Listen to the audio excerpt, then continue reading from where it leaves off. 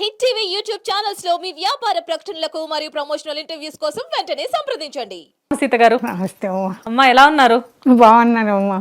నిజంగానే బాగున్నారు. చక్కగా పెద్ద బొట్టు, చక్కగా చీర కట్టుడు. అంటే మిమ్మల్ని చూస్తే మా అమ్మమ్మ గుర్తొస్తుంది. అదే అదే మా అమ్మమ్మ వయసు 85 సంవత్సరాలు. మా అమ్మమ్మ పేరు సుశీల, గుమ్మడపు సుశీల. అదే మా అమ్మమ్మ పేరేమో కానీ మా అమ్మమ్మ అంటే నాకు చాలా ఇష్టం. అదే అదే మీలానే చక్కగా అందంగా ఉంటుంది, ఇంతే పెద్ద బొట్టు పెట్టుకొని ఉంటుంది. చక్కగా ఈ రోజుకి 85 సంవత్సరాలైన ఆవిడ పని. మా మనవరాలకు కూడా ఇష్టం నేనంటే. అవునా? మీరు అమ్మమ్మ దాన్ని నేను నాన్నమ్మని. రామసీత గారు, అసలు ఎక్కడ పుట్టారు మీరు? నేను కాసిపల్లి, ఈస్ట్ గోదావరి అమ్మ, తూర్పు గోదావరి జిల్లాలో రాజోలు తాలూకా అంతర్వేదిపాలెం అని. మరి మా తాతయ్య కూడా ఆ రోజుల్లో పెద్ద మునుసుబు అనేవారండి. ఆ 2 మండవాళ్ళు లోగిలి. అది ఎప్పుడు చూసినా చుట్టాలతోటి బంధువులతోటి మా తాతయ్య మరి మున్సిపల్ అంటే ఆ రోజుల్లో మంత్రి లెవెల్లో ఉండేవారండి. ఇప్పుడు మంత్రులు ఎలా ఉన్నారో అప్పుడు మా తాతయ్య వాళ్ళ ఇల్లు, ఇంటికి వచ్చే జనం, ఆఫీసర్లు, కలెక్టర్లు, తహసీల్దారులతోటి అంతా నిండి 4 జవాన్లతోటి ఎప్పుడూ కలకలాడుతూ ఉండేది. మా అత్తయ్యకి ఆరికి ఎప్పుడూ ఖాళీ ఉండేది కదండి. మా అత్తమాను వండటం పెట్టడం అలా ఉండేవారు ఎక్కువ జనంతో. 2 మండవాళ్ళు నిండా ఉండేవారు మా చిన్న తాతయ్య పిల్లలు, మా తాతయ్య పిల్లలందరూ. మీకు 88 సంవత్సరాలని తెలిసింది. ఈ రోజుకి మీ పనంతా మీరే చేసుకుంటారంట, నిజమేనా? నేనే చేసుకుంటానమ్మా. మొక్కల దగ్గర కూడా చేస్తాను నేను పని. వండుకోవడం తినడమే కాదు. మరి ఇప్పుడు కూలీ పని మనిషిని పెట్టినా కానీ వాళ్ళంతా చేసి పెద్ద పెద్ద దొడ్లు ఉన్నాయి మాకు. చుట్టూరు ఎదురుగుండా కూడా ఉన్నాయి, మొక్కలు అవి ఉన్నాయి. ఆకులు అవి ఉంటే శుభ్రంగా కనపడాలి, పార్కులో ఉండాలి అలా అనిపించింది మనసుకు. నాకు ఒప్పుకున్నసేపు అక్కడ చేసి తర్వాత ఇంట్లోకి వచ్చి ఇంట్లో పని చేసుకుంటాను. అంటే శుభ్రంగా ఉంచాలి అంటారు చుట్టుపక్కల. అది ఓకే అమ్మ, మామూలుగా ఎన్ని సంవత్సరాలకు మీకు పెళ్ళయింది? 15వ సంవత్సరంతో అయిందమ్మా నాకు పెళ్ళి. 15 సంవత్సరంలో నాకు పెళ్ళి అయింది. 88 అప్పటికి నాకు 15వ సంవత్సరం నా పెళ్లి నాటికి. 51లో అయిందమ్మా నా పెళ్లి. 1951లో అయ్యింది. అప్పుడు స్వాతంత్రం వచ్చిన తర్వాత 47 వచ్చింది. 47లో మనకు స్వతంత్రం వచ్చింది కదా. 51లో నా పెళ్ళి అయిందమ్మా. అప్పటికి నాకు 15 సంవత్సరాలు. ఓకే, అయితే మీరు పుట్టింది అంటే మీకు 15వ సంవత్సరం ఉన్నప్పుడే పెళ్లి జరిగింది. పుట్టిన ఊరు అది ఈస్ట్ తూర్పుగోదావరి జిల్లా అంతర్వేదిపాలెం అని. మా తాతయ్య గారు ఉన్నదాన్ని కంటేటివారు పోడు అంటారు. మరి మా తాతగారిది ఏ ఊరు?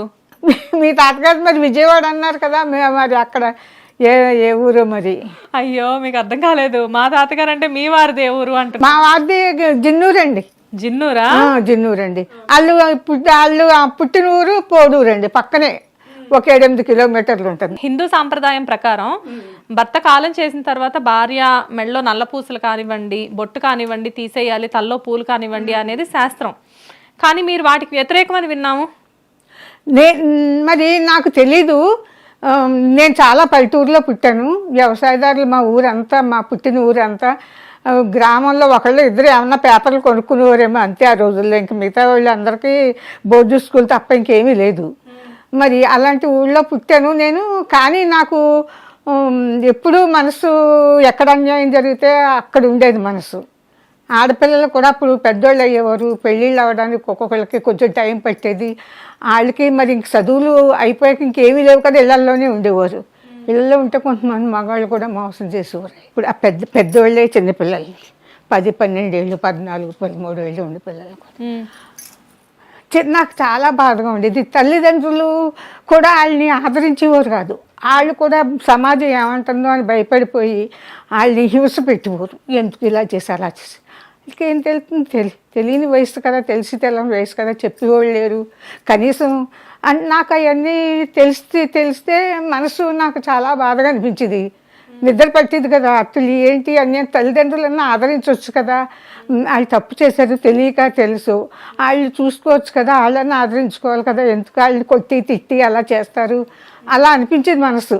అలాంటివి జరుగుతూ ఉండేవి పల్లెటూరులో అయినా సరే. చిన్నపిల్లలు ఏదైనా దేనికన్నా ఆశ పెట్టి వాళ్ళకి అది ఇస్తాం, ఇది ఇస్తాం, ఇది ఇస్తాం అని అలా పాటు చేసేవారు. గర్భిణీలు కూడా వచ్చి. అంటే ఆ రోజుల్లో అలా జరిగేదా? ఎప్పుడు మాట అది. నా పెళ్ళి 51లో అయిందన్నాను కదా. నేను 36లో పుట్టాను. నాకు ఊహ తెలిసి 8 ఏళ్ళు 9 ఏళ్ళు వచ్చాక ఇలాంటివి కొంచెం అర్థమయ్యి. అంటే అమ్మ అప్పట్లో మామూలుగా చెప్తూ ఉండేవాళ్ళు కదా, ఇప్పుడు స్వతంత్రం వచ్చిన తర్వాత ఇంతకు ముందంటే బ్రిటిష్ వాళ్ళు ఉండేవాళ్ళు, కానీ వాళ్ళ చేతుల్లో ఎవరైతే ఇండియన్స్ ఉన్నారో వాళ్ళందరూ కూడా ఇక్కడ ఊళ్ళల్లో ఉండే ఆడవాళ్ళ మీద బలాత్కారాలు చేయడం లేకపోతే హింసించడం లాంటివి చేసేవాళ్ళు అని చెప్పేసి చెప్తూ ఉంటారు. చాలా సినిమాల్లో కూడా మేము చూసాము. అవన్నీ నిజంగా జరిగేవా? నిజమే జరిగేయమ్మా. నాకు తెలిసి చెబుతున్నాను కదా మీకు. నాకు ఈ ఎంత అంటే 11 ఏళ్ళు 12 ఏళ్ళు ఉంటాయేమో అంతే. అప్పటికి నాకు ఆ ఆలోచన వచ్చేసరికి 10 ఏళ్ళు అయ్యేసరికి మాకు 5వ తరగతి చదువు అయిపోయింది.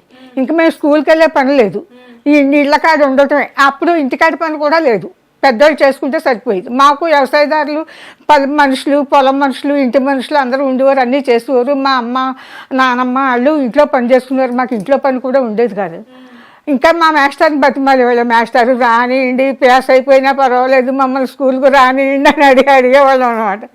స్కూల్ పాస్ అయ్యాక రాకూడదమ్మా, ఇంకా అలాగలాంటి ఎవరైనా ఇంగ్లీష్ చెప్తారేమో హిందీ చెప్తారేమో నేర్చుకుందామని అలా ఆలోచన ఉంది. నాన్నకేమో నాకు 5 అయిపోయింది కదా, పక్కన తాడేపల్లిగూడెం టౌను, పెంటపాడు టౌన్, అక్కడ తీసుకెళ్ళి కాపురం పెట్టుకుని చదివించుకుందాం అనే ఆలోచన వచ్చింది. వచ్చేసరికి సడన్గా ఇంక జ్వరం వచ్చి కాలం చేశారు. దాంతో మాకు ఇంకా చదువు అనేది ఇంకా ఆగిపోయింది. ఓకే, అంటే